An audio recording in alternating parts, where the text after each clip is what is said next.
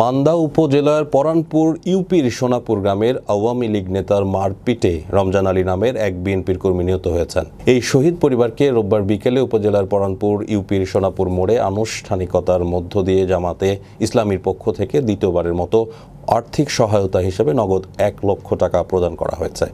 পরে অনুষ্ঠানে নিহত রমজান আলীর রুহের মাগফিরাত কামনা করে বিশেষ মোনাজাত করা হয়। পরানপুর ইউপির সাবেক চেয়ারম্যান ইলিয়াস খানের সঞ্চালনায় এবং আমির মাছির উদ্দিনের সভাপতিত্বে অনুষ্ঠানের প্রধান অতিথি হিসেবে উপস্থিত ছিলেন বাংলাদেশ জামায়াত ইসলামীর নওগাঁ জেলা শাখার ওলামা বিভাগের সম্পাদক মাওলানা মোস্তফা আল আমিন।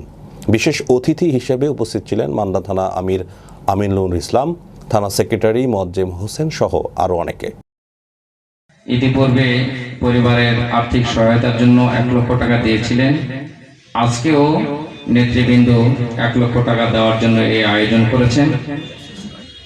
পরবর্তীতে আরও নজর জামায়াত ইসলামের নেতৃবৃন্দ এই পরিবারের সচ্ছলতার জন্য রাখছেন বলে আমরা আশা করছি।